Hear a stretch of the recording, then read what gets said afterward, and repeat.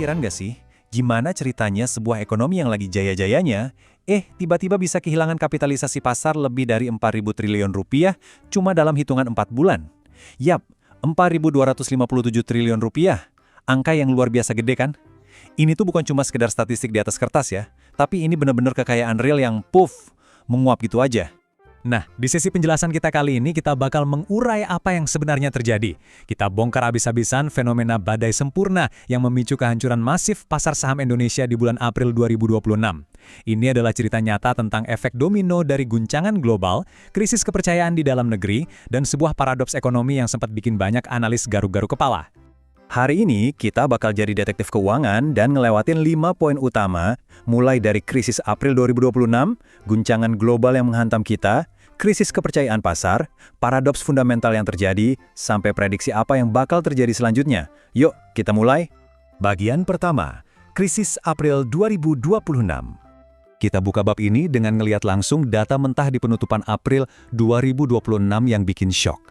Bayangin aja, IHSG alias indeks harga saham gabungan kita anjlok ke bawah level psikologis 7.000. Tepatnya mendarat di 6.956,80. Padahal nih, kalau kita ingat-ingat lagi ke bulan Januari, kita kan baru aja ngerayain rekor tertinggi sepanjang masa di angka 9.134. Ratusan poin profit yang udah dibangun susah payah berbulan-bulan, ludes tak bersisa. Nggak heran banyak investor yang langsung panik berat. Dan yang bikin situasi makin suram, eksodus ini nggak cuma nimpa saham-saham gorengan berisiko tinggi loh.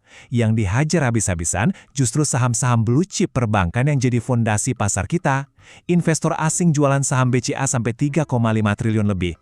Terus Bank Mandiri dibuang 2,4 triliun dan BRI dilepas 1,49 triliun. Semuanya kejadian cuma dalam beberapa hari di akhir April. Maksudku, kalau saham seaman perbankan aja dibuang sebrutal itu, kita pasti sadar kan kalau ada sesuatu yang super serius lagi terjadi di balik layar? Kalau kita totalin dari awal tahun, angkanya bener-bener bikin pusing. Ada hampir 50 triliun rupiah dana asing yang minggat dari Indonesia. Rata-rata volume transaksi harian juga drop drastis sampai lebih dari 17%.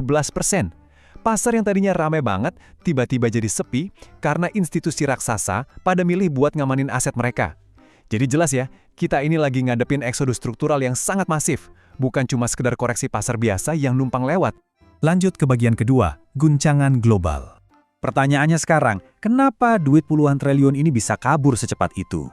Nah, kita harus merunut efek domino globalnya. Semuanya bermula waktu perang pecah di Iran pada awal tahun, yang terus merembet sampai bikin Selat Hormuz ditutup di bulan Maret. Buat yang belum ngeh, selat ini tuh jalur perairan vital yang dilewatin 20% suplai minyak dunia. Di waktu yang sama, Bank Sentral Amerika, The Fed, malah mutusin nahan suku bunganya tetap tinggi karena takut inflasi.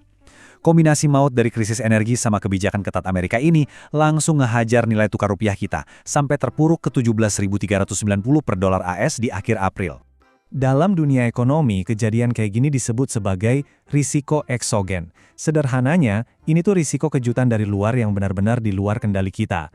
Gara-gara penutupan jalur minyak tadi, harga minyak mentah dunia melesat gila-gilaan sampai di atas $120 per barel. Efeknya langsung berasa di dalam negeri. Pertamina terpaksa naikin harga BBM non-subsidi buat nutupin neraca mereka.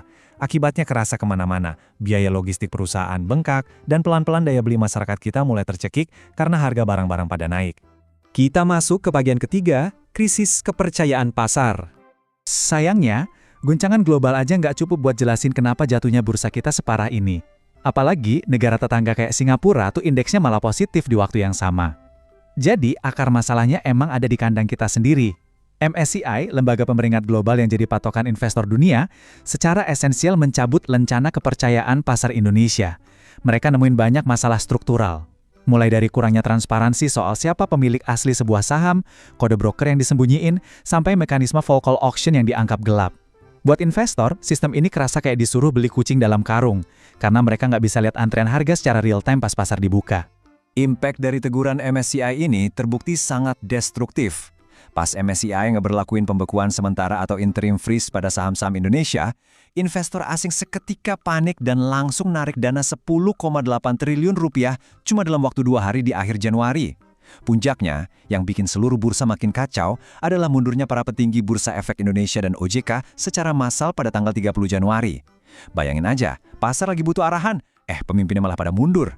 Bener-bener pukulan telak buat stabilitas kita. Ada kutipan yang pas banget dari Profesor Agus Sartono dari UGM. Beliau negasin kalau transparansi itu fondasi utamanya kepercayaan. Kalau nggak ada, itu pasar bakal selalu gampang oleng kena guncangan spekulatif. Ketidakpastian aturan main ini bikin psikologis investor terganggu, terutama investor retail domestik ya, yang informasinya nggak secepat institusi besar. Akhirnya, mereka kena FOMO dan herding. Ikut-ikutan panik jualan saham tanpa analisa mendalam, murni karena ngelihat arus uang asing pada keluar. Kepanikan berantai inilah yang bikin indeks makin nyungsep kayak bola salju. Bagian keempat, paradoks fundamental. Nah, ini dia bagian yang paling menarik sekaligus bikin bingung. Ada putus hubungan yang gede banget antara pasar saham sama kondisi ekonomi real kita. Di satu sisi, bursa kita hancur lebur, IHSG di bawah 7.000 dan 50 triliun uang asing kabur. Tapi di sisi lain, dan ini paradoksnya, ekonomi nasional kita malah tumbuh mantap di 5,54% di kuartal pertama.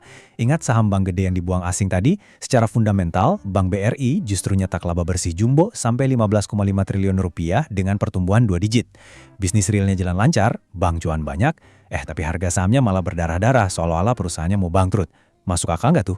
Tapi ralat dikit ya, nggak semua sektor seaman perbankan loh. Kalau kita bedah lebih dalam,